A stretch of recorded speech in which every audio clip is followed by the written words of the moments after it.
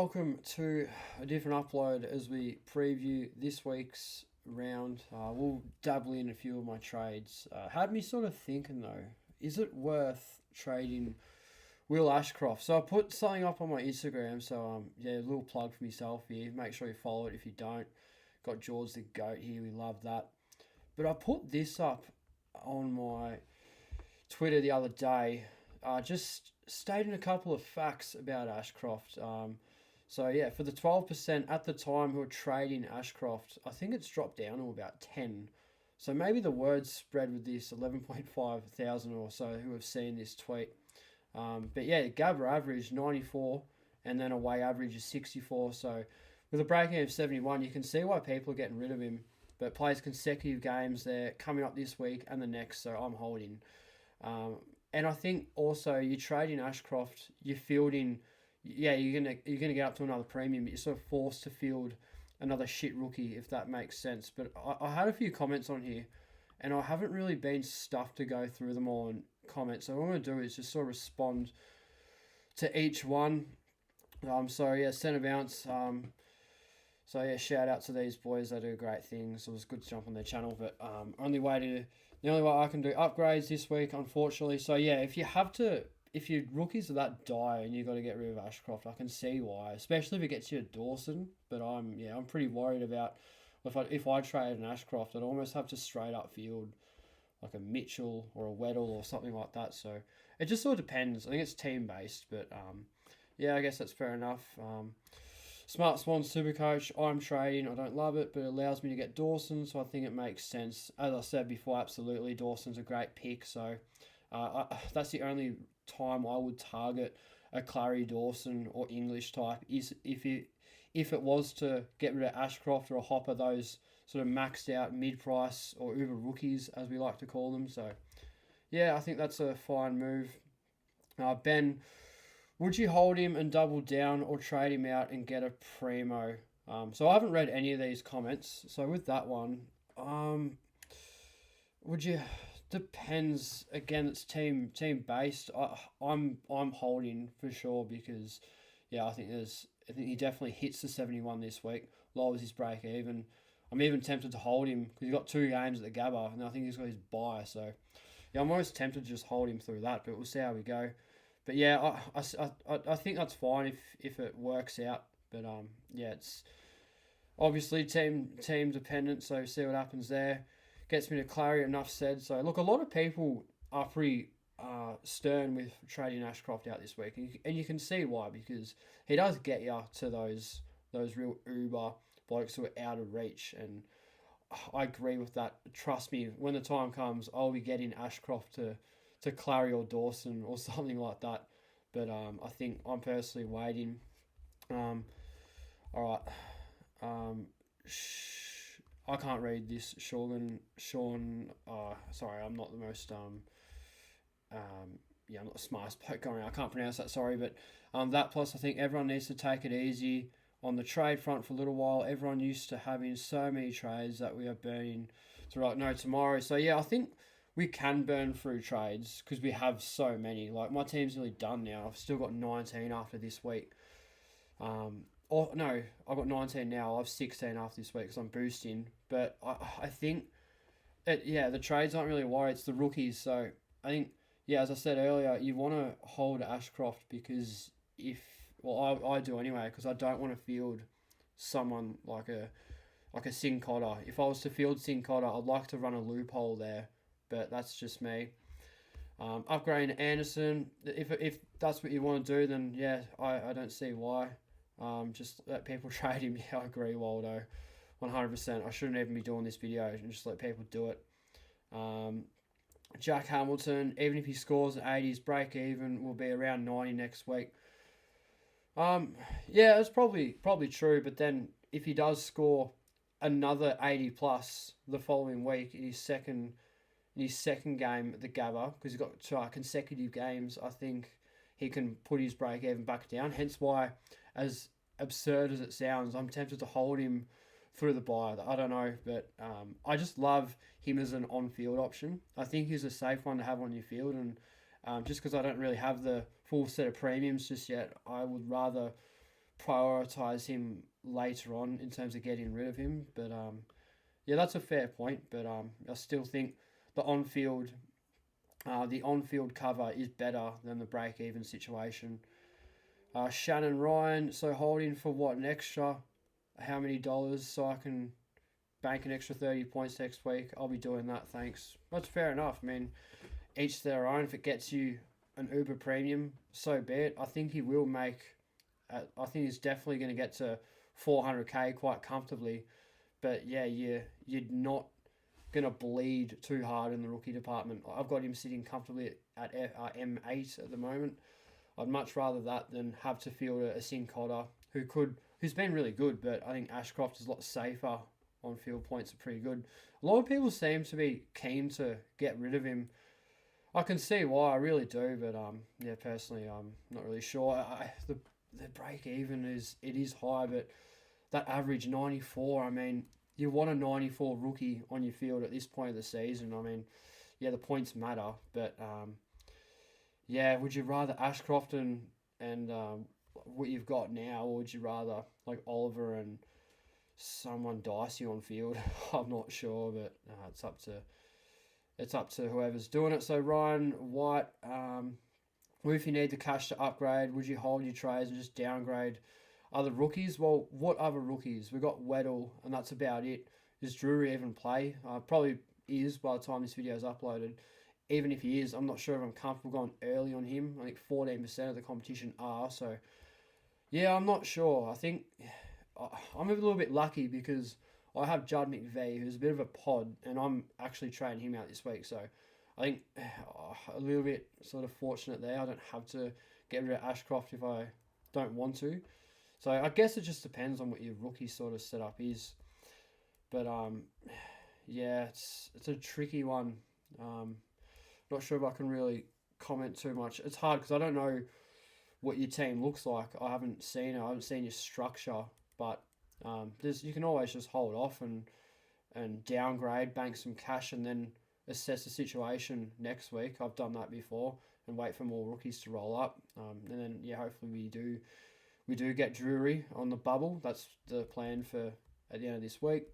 Kamo 18, nice work, mate. I'm holding also. Unsure how much Essendon Football Club give up to midfield. They give up a lot, so that's a really good point, Kamo. Yeah, I'm a Dons man. We always score. We always seem to score 100 points, but give away 100 points as well. Yeah, just look what we did against Geelong. I mean, we still hit the ton and they smashed us all around the ground. So we do give up a lot of points and a lot of stats. So I don't think it's going to happen. It could, but I'm almost expecting Ashcroft to ton up this week against Essendon. We do bleed a lot of points. Really, really good point. All the more reason to hold him for at least until his bye, I think. But I don't see the urgency to upgrade when your rookies haven't maxed, because there's only so many rookies. I think we need to take advantage of as much cash gen as we can. I'll finish this. So Ashcroft will get his hands on enough of the footy. Yeah, I agree. So yeah, 100%. I'm with Kamo, and I think I'm in the minority with everybody else. Craig Byron, I'm holding too. Here we go, another one. Love your work, Craig. If Ashcroft has a couple good weeks and Neil has a couple average ones, you won't need much cash to swap him. That's a good point, but I don't think I'm game enough to pick Neil as a top 6 midfielder, regardless of how much he drops. But I think it's a perfect avenue to get him up to Merritt, who still has a high-ish break even, who goes pretty well against the Lions. We spoke about that on the podcast last night, the Saw Play Boys. But yeah, I think you can definitely hold Ashcroft. I almost reckon you get to 450k. That seems absurd. You might have to wait for after his bye for that to be the case. But if you're getting an extra like 50 to 70k out of it, then I don't really mind it. I mean, yeah, always just downgrade someone else that's sort of dead. We'll assess that on my own team and see what other rookies are ready to be let go. And then Michael at the start, let them trade. Probably shouldn't be making a big deal out of it. Just let people go, do what they want. But I just reckon that this is a really good stat. It is just stating the facts. Yeah, for the 12%, that's a lot of the competition. And look what happened to Dacos. I didn't touch on this at all, but Dacos, when he maxed out in price, it was all good because you could cash him. He stayed his job, got to 400k, excellent stuff. People trade him out. It's Murphy's Law.